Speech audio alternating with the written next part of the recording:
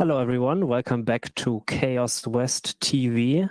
The next talk will start momentarily. I will now switch back to German for a few seconds to announce the translation. Then I'll switch back and then we'll go off to the races, as they say. So, nochmal schnell auf Deutsch. Willkommen zurück zu Chaos West TV, eure beste... Bonsoir à Chaos West TD. Et donc, la prochaine présentation commence de suite. Et il va y avoir donc il y a une traduction, on va voir ça dans le stream.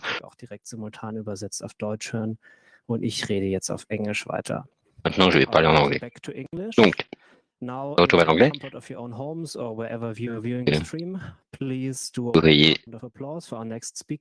Donc, un grand applaudissement pour le prochain speaker. Let's go. Welcome to contribution to this year's Merci et bienvenue à ma contribution pour le RC3 2021 pour optimiser le transport public. C'est une étude des transports publics des vélos à Marbourg. Donc, en particulier, j'aimerais remercier le canal qui m'a accepté, donc le Chaos Way, pour accepter cette présentation pour nos travaux. Aujourd'hui, j'aimerais vous donner des informations sur un de mes projets hobby. Donc, j'ai téléchargé plus d'1 million de données à propos du système de bike sharing, donc de partage de vélos à Marbourg.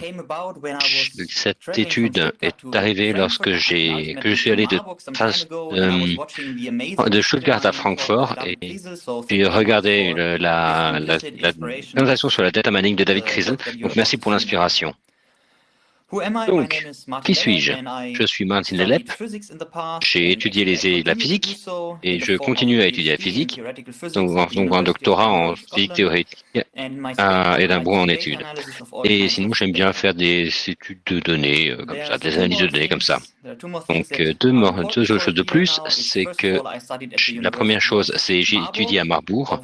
La deuxième, c'est que j'aime aussi faire du vélo.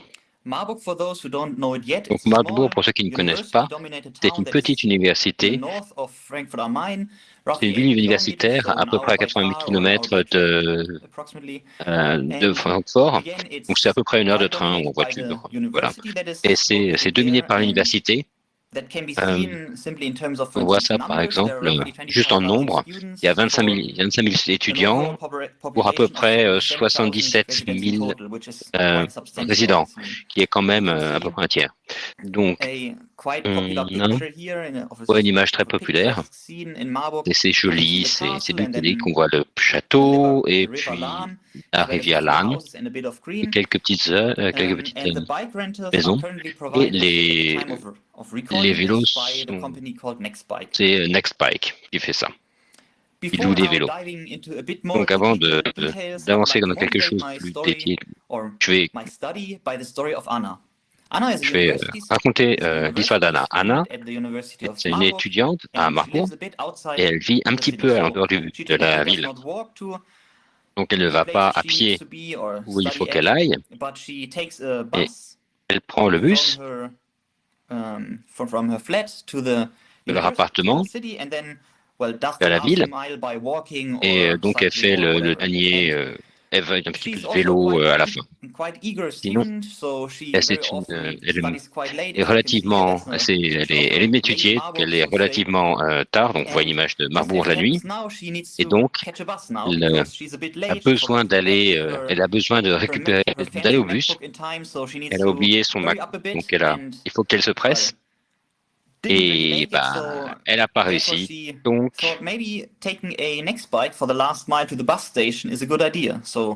elle prendrait un vélo pour aller sur les derniers kilomètres pour aller à la station de bus. Il y a beaucoup de vélos, c'est très facile de récupérer un vélo et puis hop, on conduit jusqu'à la destination. Donc Anna n'a pas de chance parce que la station elle est vide. Elle rate le bus et donc elle arrive à la maison un peu plus tard. cooking plans and her Netflix plans, Ces all plans that stuff. de cuisiner et puis de manger et de regarder Netflix, c'est un petit peu retardé parce qu'elle arrive plus tard. And that's of course a very, Et c'est very un petit sad peu, story. Maybe it happens to triste. multiple people, not only Anna. And in fact, Ça it arrive also happened to me a few à beaucoup de times. gens, mais ça m'est arrivé une paire de fois aussi. Every time it happened to me, I thought, Chaque well, fois ça s'est I passé, must be the je me most suis dit, bon, unlucky person je in all dois Marburg. être la personne Going là, to a qui a le moins de chance à completely tout fully packed aller bike station, à and une now it's station completely avec empty. tout plein de Living, vélos et cette for fois-ci c'est instance, complètement substitute vide with public transportation. pour rater After ensuite it happened mon to me a bus. few times, I Donc après thought, que ça well, soit arrivé un maybe petit peu I'm not that plusieurs fois, unlucky. je me suis So dit is there peut-être que maybe je a suis system pas. to Il y a empty peut-être un bike stations in système Marburg?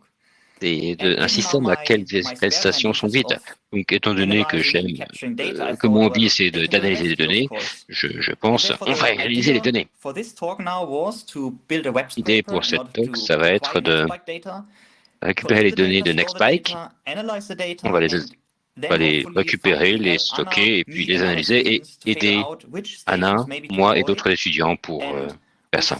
stations are safe to go to if you're in desperate Savoir need for a dans bike. quelle station il faut aller si tu as vraiment besoin d'un The vélo. tech stack that I'm using here Donc is based on a Docker la container technologie que in which j'utilise, a c'est un Python container scraper runs Docker every 30 avec un seconds that petit queries the script Nextbike Python API. qui roule toutes It les 30 downloads the secondes. data, Il it binds télécharge the les data, données, and then it il saves the data les outside the sauve dans Docker container in order à l'extérieur to du evaluate it container later on. Docker pour les valider, And it pour turns out that les évaluer un peu the plus whole tard. concept of what I just described C'est un also has a petit, name. It's called le concept a un nom, c'est Load Extract Pipeline, Transform or ETL in Loads, short.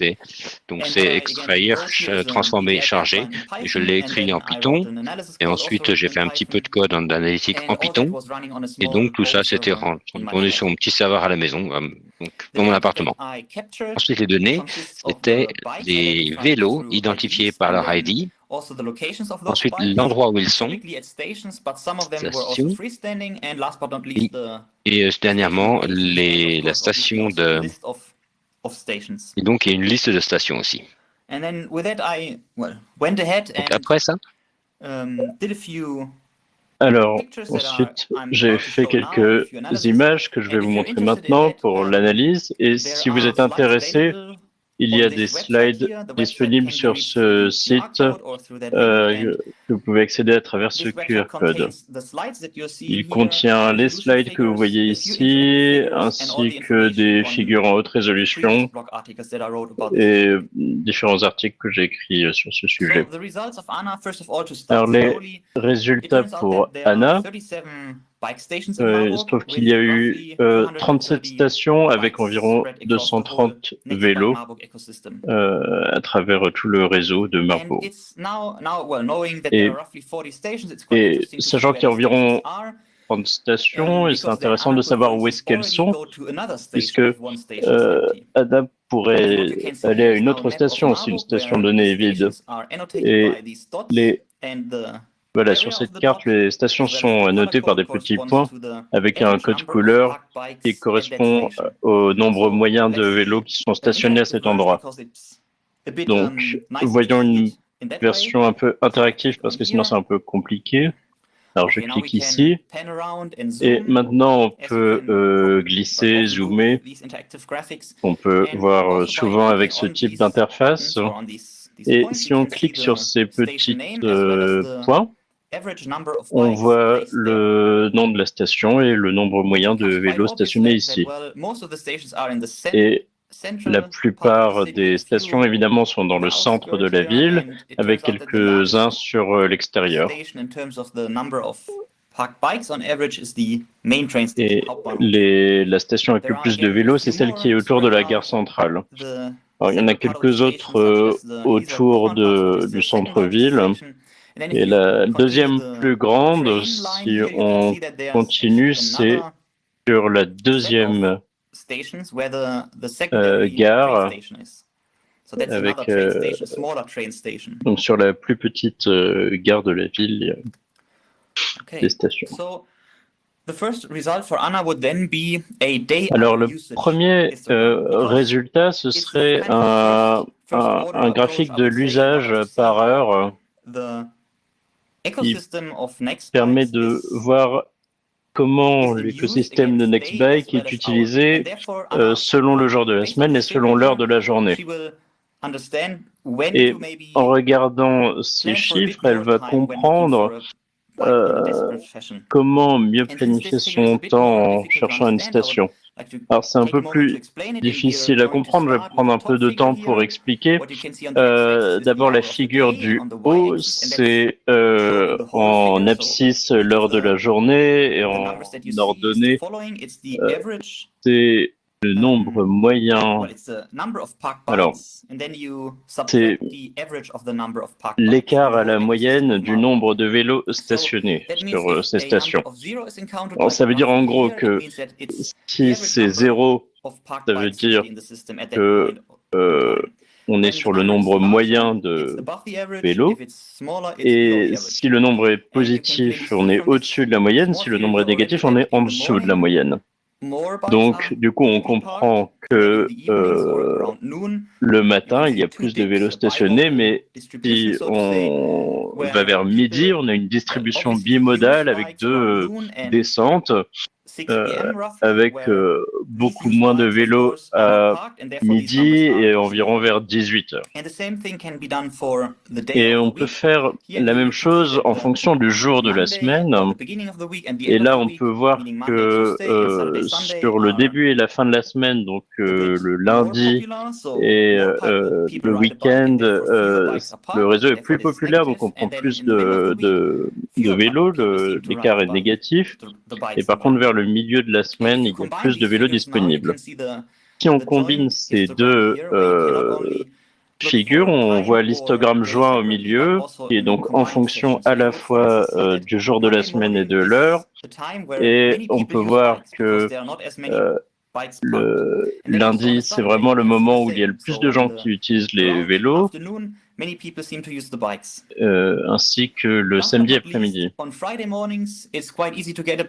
Et par contre, ce qu'on peut voir, c'est que le vendredi matin, c'est vraiment très facile d'avoir un vélo, peut-être parce que les gens sont déjà partis en week-end. Donc ça, c'est le premier résultat pour Anna, qui est d'éviter les moments autour de midi et de 18h quand on cherche un vélo. Alors, un autre truc qu'on peut regarder, c'est la probabilité de trouver une station vide. Et pour chaque station, séparément, on peut regarder un nombre qui est la probabilité que cette station soit vide. Donc, par exemple, si on prend la gare principale,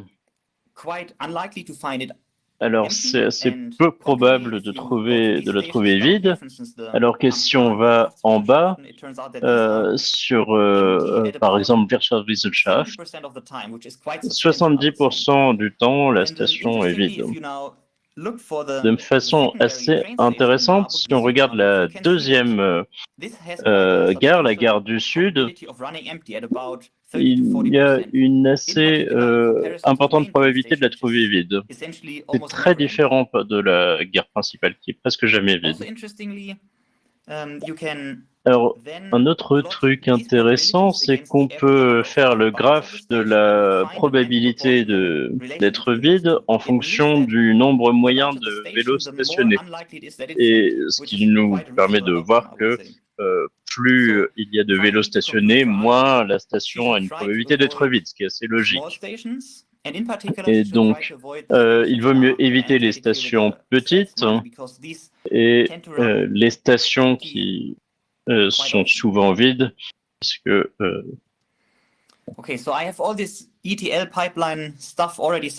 et donc avec tout ce pipeline ETL et tous les points de données que j'ai récupérés, est-ce qu'on peut trouver plus de choses? Donc pour l'instant, ce que je vous ai montré, c'est du point de vue de l'utilisateur, mais maintenant on peut regarder du point de vue de la ville. Et dans ce cas-là, on peut se demander comment le réseau est utilisé. Est-ce que le vélo est une bonne chose pour la ville? Est-ce que ça contribue à améliorer la ville? Et est-ce qu'il faut améliorer l'infrastructure cyclable de la ville? Et donc tout ça est du point de vue de la ville. that I would like to start with is something that I call the distance matrix, in which I concentrated on the positions of the bike stations and computed the pairwise distances for all of them. And since the distance is of course symmetric, also the stored. Alors, la première chose qu'on peut faire, c'est la matrice des distances, où j'ai affiché pour chaque couple de stations la distance. Et donc, ça forme une matrice symétrique. Il y a environ 600 combinaisons. Donc, la voici. Donc, sur chaque axe, on met la liste des stations. Et pour chaque combinaison, on affiche la distance entre ces deux stations. Et l'intervalle possible de ces distances est entre 0 et 8 km. Et donc, évidemment, entre la station et elle-même, il y a une distance de 0. Donc, la diagonale est évidemment de 0. Et donc, tout le reste de la matrice est symétrique. Autre chose, c'est la base pour tout le reste. C'est la matrice de transition où je compte le nombre de transitions d'un vélo d'une station vers l'autre. Ça n'est plus symétrie parce que ce n'est pas parce qu'il y a 5 vélos qui vont d'une station vers l'autre qu'il va y en avoir 5 qui vont revenir. Donc le nombre d'entrées est exactement 1400. Donc, de nouveau, ça peut être visualisé de la même façon. Nous avons la distance, donc les stations sur un axe, les mêmes stations sur le deuxième axe. Et donc, chaque entrée, c'est le nombre de vélos de transition d'une station vers l'autre. Et donc, ça va de 0 jusqu'à 3000. Et il semble que les transitions, que quelqu'un qui prend un vélo d'une station et va faire ses courses et le ramène au même endroit, et bien ça arrive, c'est ce qui est le plus souvent. Et donc, le plus d'entrées est sur les diagonales. Même parfois, c'est pas si intéressant de voir les transitions, donc les mêmes. On va voir ça sans la diagonale. On a vu les éléments, on a mis des éléments à 0 si vous regardez bien de près. Donc, on va justement pour en parler de ça. Vous pouvez aller très éducatif d'explorer ça. Donc, voici une version interactive, vous pouvez la visiter. Donc voici la matrice sans les diagonales, celle avec la diagonale. Et donc en cliquant dessus, vous allez voir par exemple de Schillerplatz à Auckersallee, il n'y a aucune transition. Alors que par exemple de Biggenstrasse vers la gare centrale, eh ben, il y a 800 transitions. Ce sont dans le temps de capture des données. Donc, explorer, regarder essayer d'identifier ceux qui sont les plus intéressants, les plus utilisés, les plus populaires. Cette matrice de transition peut aussi être montrée comme un graphe de réseau où on voit seulement les plus grosses stations parce que la traduction, si on faisait voir tout, ce serait trop dense. On va juste faire les plus grandes stations. Et donc, on voit les cercles bleus, ce sont les stations et les lignes, c'est lorsqu'il y a une transition. Et donc, on voit par exemple qu'il n'y a que certaines stations qui sont complètement isolées et certaines qui ont beaucoup de transitions vers elles-mêmes et qui vont aller aussi vers une station plus centrale. C'est aussi plus intéressant. Donc c'est pour ça que j'ai fait une utilisation active. C'est très intéressant. On peut zoomer, on peut faire glisser à droite à gauche, on peut déplacer le graphe. Si on clique sur une station, on va voir d'où venaient les transitions vers cette station. Donc celle qui est très connectée, comme par exemple la gare centrale, il y a beaucoup de connexions dans le graphe, et par exemple, il y a Friedrichsplatz qui ne sont quasiment pas connectés. Celle-ci, par exemple, est intéressante, c'est Afula, c'est le café Trama. Il n'y a même pas de connexion vers elle-même. Donc les gens prennent un vélo et vont en ville, généralement. Et généralement vers Elisabeth Plormanplatz, apparemment. Donc, si maintenant on prend ces résultats, si on prend ces transitions de matrix, les distances, et qu'on les mélange, on va avoir des informations intéressantes, des nombres intéressants. Donc, le nombre de c'est 207 010. Donc, dans les données, c'est quand même beaucoup pour une petite ville comme Marbourg.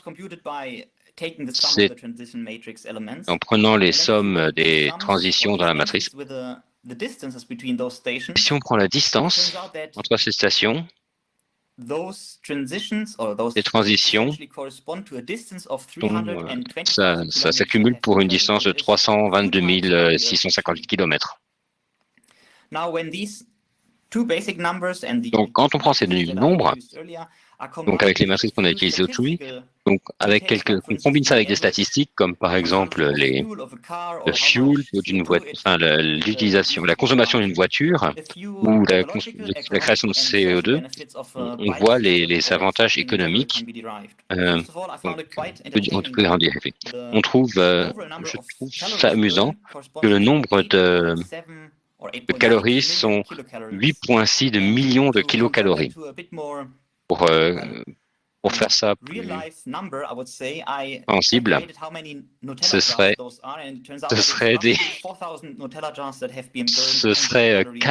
4000 pots de Nutella qui ont été brûlés en calories, juste pour faire du vélo. Cette distance, si on l'avait fait en voiture, on aurait utilisé à peu près 26 000 litres d'essence, on aurait produit 40 tonnes de CO2, et c'était 44 000 €. Ça aurait coûté. Les 40 tonnes de CO2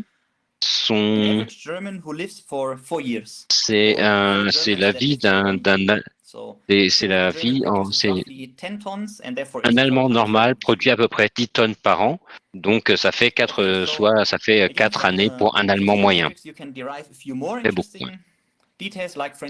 D'autres des plus intéressants, ce sont de la perspective de la ville et du management du trafic. On a vu les routes les plus populaires en voyant les éléments, et on voit que la route la plus populaire, elle est utilisée plus de 2000 fois, donc de la gare centrale vers le Düsseldorf-Weg. Et donc, on voit que dans ces routes principales, il y a 2-3 stations qui sont quasiment toutes l'heure dedans. Et si la ville veut améliorer le vélo, le système cyclable, on a vu l'impact sur les avantages économiques et puis sociaux et puis écologiques. Donc, si la ville a des ressources limitées, donc il suffirait de voir quelles sont les routes les plus populaires et de les réparer et de les maintenir. Donc, à ce point-là, vous allez poser cette question, oui, mais il a utilisé quoi pour scraper? Qu'est-ce qu'il a scrapé comme données? Qu'est-ce qu'il a récupéré? Et donc, ça, ce sont les données. Ça, ce sont les données de vélo. Donc, on a vu 2 fois, je l'ai fait en 2 parties, de mars à avril 2020. Et cette année, j'ai relancé en avril et j'ai fini donc il y a quelques jours en décembre 2021. Donc, on voit le nombre de vélos parqués. Quand on est le nombre de vélos qui restent parqués descend avec une fonction du temps, enfin de la météo. 2021, comment est-ce quel est l'impact de Corona dessus? Et donc on compare les mois, ces deux données, et donc bleu c'est 2021. Et rouge, c'est 2020. Et on voit le nombre de vélos parqués augmente. Il y a peut-être une multitude d'explications. Je ne sais pas. Une explication pourrait être que les gens sont plus restés à la maison pour travailler. Est-ce que ça, c'est quelque chose tout ce que j'ai montré, c'était C'était statistiques. C'était des moyennes, des sommes. Et maintenant, je voulais voir si on pouvait essayer de faire des prédictions plus précises. Et donc, on a été de l'intelligence artificielle, de la machine learning, où il a essayé de prédire le nombre de vélos partés avec les nombres qu'on a vus. Donc, est-ce qu'on peut le prévoir en fonction de la température du jour de la semaine et de l'heure pour 2020? Et donc, quand on commence ça, c'est bien de voir les données d'entraînement.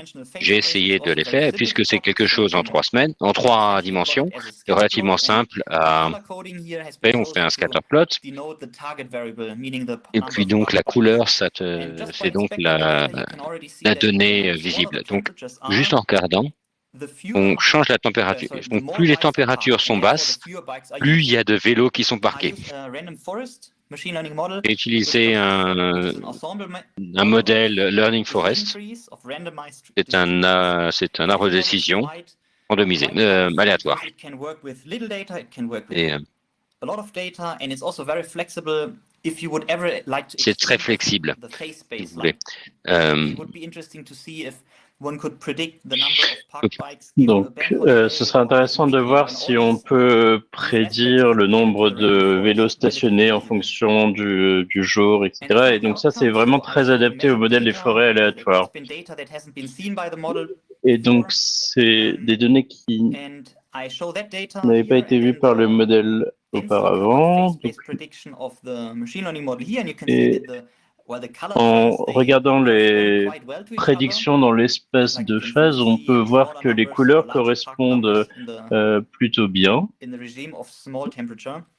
Donc avec un plus grand nombre de vélos stationnés dans le régime des basses températures. Et si on regarde l'erreur quadratique moyenne, elle est de seulement environ 1/10 de la moyenne, qui est plutôt une bonne performance de prédiction étant donné ce qu'on peut obtenir habituellement. Si on va un peu plus loin dans le machine learning, j'ai calculé l'état stationnaire de Markov pour le même jeu de données. Et donc, vous pouvez le regarder en ouvrant ce lien. Et alors, enfin, je voudrais faire quelques conclusions résumées. Donc, j'ai récupéré les données de Nextbike à Marburg pour trouver quelle station éviter lorsqu'on a désespérément besoin d'un vélo.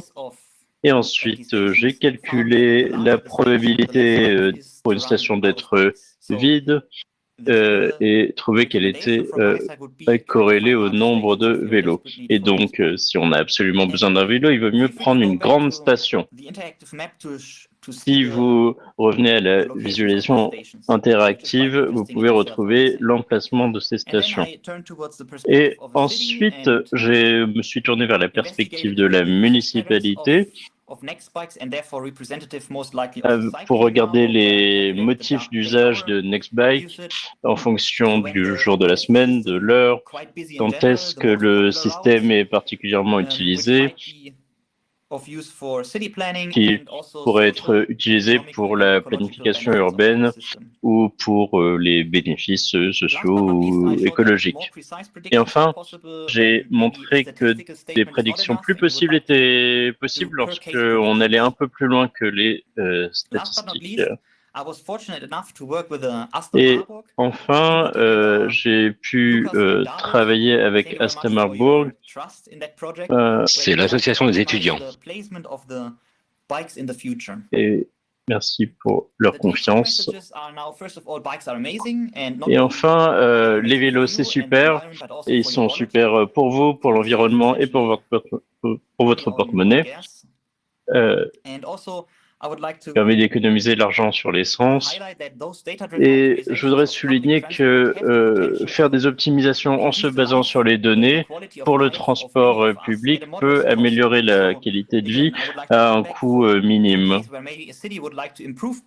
Et donc, par exemple, si on n'avait pas assez d'argent, mais qu'on a quand même besoin d'améliorer l'infrastructure cyclable, les données permettent de trouver quelles combinaisons de stations, quelles rues sont populaires, et ça permet de savoir lesquelles améliorer en premier avec un budget réduit. Si vous voulez en savoir plus, sachez que j'ai déjà parlé au dernier RC3 sur le stationnement à Marbourg, et donc vous pouvez cliquer les liens pour la vidéo de l'année dernière. Merci beaucoup pour votre attention. Donc, si vous avez besoin de me contacter, voici mon adresse email.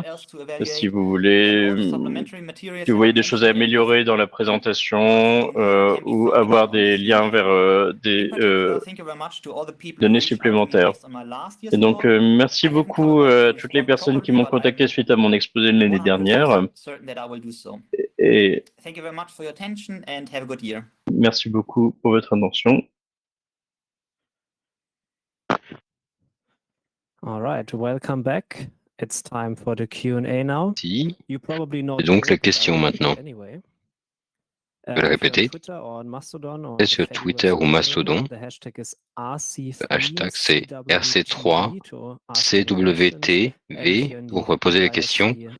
Si vous êtes sur Hackint dans l'IRC, c'est le dash RCWTV. Et a priori, on a des questions, donc on va commencer. Donc la première question, c'est est-ce que l'API Nextbike est utilisée? Est-ce que Nextbike sait que vous avez fait ce scrapping? Oui, alors, pour autant que je sache, l'API Nextbike a été reverse engineerée, donc ingénierie reverse, et donc il a documenté, quelqu'un qui a documenté ça, donc qui documente aussi les API de Nextbike et d'autres. Et certaines compagnies produisent aussi les trottinettes. Et puisque c'est officiellement, c'est une API de iOS, donc c'est libre. Et donc, puisque vu que c'est du iPhone, tous les iPhones y accessent, on va. Donc, on n'a pas besoin d'utiliser de s'enregistrer. Donc, pour autant que j'ai pu voir, on peut y accéder simplement comme ça. Allez voir aussi partout en Allemagne, en Pologne. C'est pas mal. C'est un petit probablement accidental, mais c'est quand même sympa.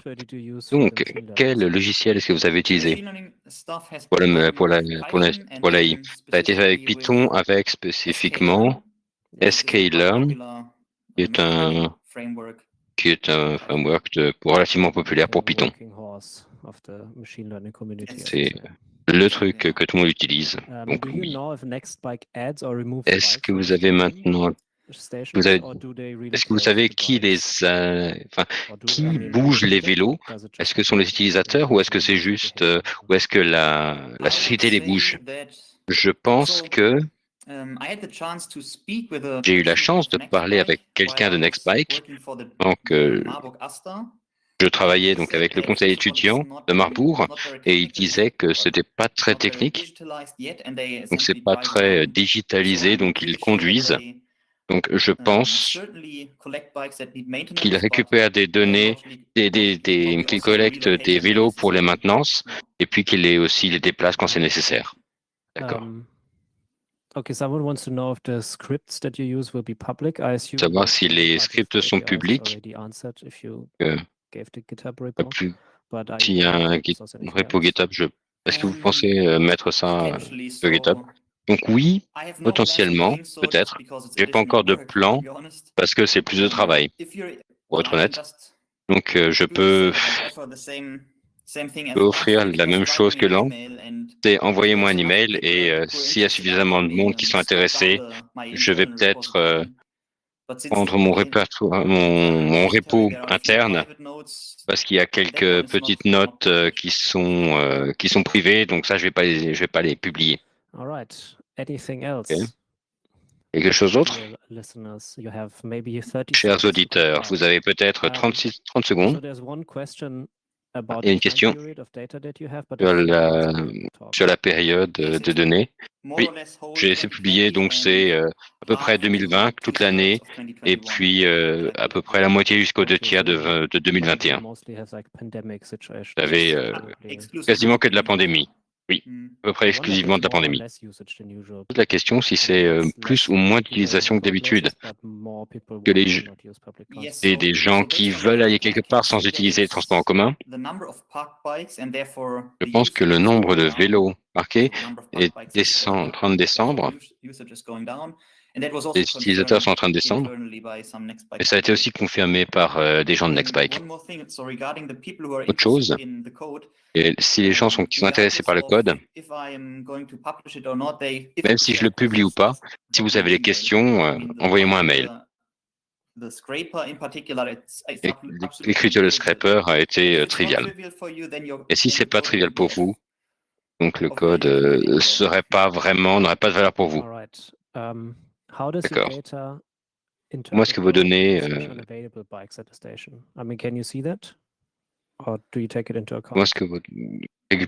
comment est-ce que vous interprétez les vélos cassés?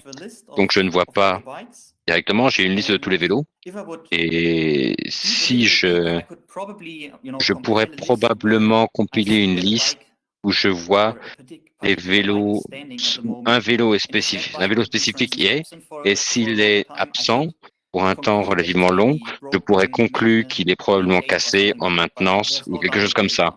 Mais il n'y a pas de données directes là-dessus. D'accord. Est-ce que vous pensez que Nextbike qui déplace les vélos, ça biaise vos données? C'est une bonne question. J'en ai strictement aucune idée. Ce que j'ai calculé, c'est j'ai défini un terme d'activité qui est le nombre de vélos qui vient, qui arrive, divisé par le nombre de vélos qui sortent, plus le nombre de vélos qui arrivent. Et donc, c'est l'activité. Et donc, c'est entre 0 et 1. Et si c'est loin de 0,5, ça veut dire que la station se remplit, est en surplus ou est toujours vide. Et il y en a quand même beaucoup qui sont un petit peu en dessous ou au-dessus.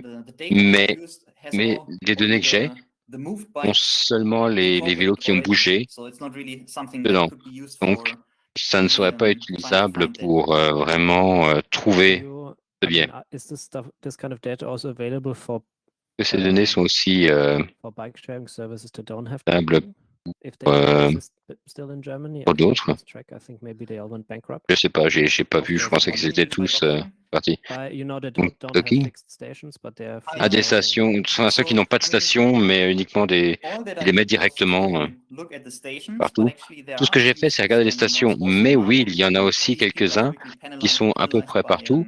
Mais généralement, ils sont pénalisés par la monnaie, donc ils ont besoin de payer de l'argent. Donc, je ne les ai pas du tout analysés. Ça serait intéressant aussi. Mais il y a des vélos, il y a aussi des cités où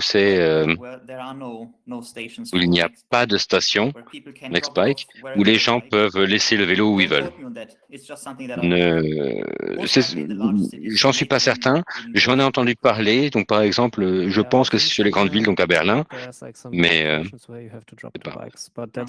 je pense qu'il y a certains endroits où c'est Nextbike ou pas, mais je ne sais jamais lequel c'est, je m'en souviens jamais. Je n'utilise pas. Ok, tout le monde. Maintenant, dernière question, dernière chance de poser plus de questions. J'ai l'impression d'être les RC3 Téléshopping. Si vous n'avez pas encore vu, je recommande le Téléshopping. Je pense que c'est le meilleur truc au RC3. Il faudrait tous regarder dedans le Téléshopping. C'est extrêmement utile qu'ils vendent. Okay, so the chat confirms that Nextbike does have cities. Donc, Nextbike a aussi des villes sans station. Yeah, I mean, I can only if you're remotely interested in all these. Si vous avez si vous êtes un petit peu intéressé par ces histoires de transport en commun et de données, allez voir Urban Verlai, le repo de Urban Verlai, le GitHub. Il y a beaucoup de systèmes documentés dedans. Donc c'est Urban Verlai. Look it up very quickly. Urban.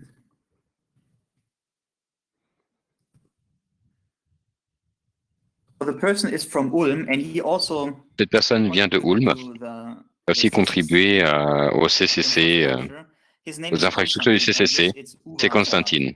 Et oui, c'est Urban Verlai. Et je pense que le repo, c'est Vobike. All right, good, thank you. All right. Urban Verlai. Je pense qu'on a réussi à vider l'Internet. Si les gens ont des questions, est-ce que vous allez être dans le monde ou... Bonne question, j'ai pas encore pensé, mais oui, pourquoi pas.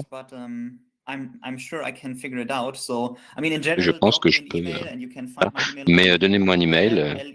Oui, et donc l'élève à xyz.xyz, LELEIP.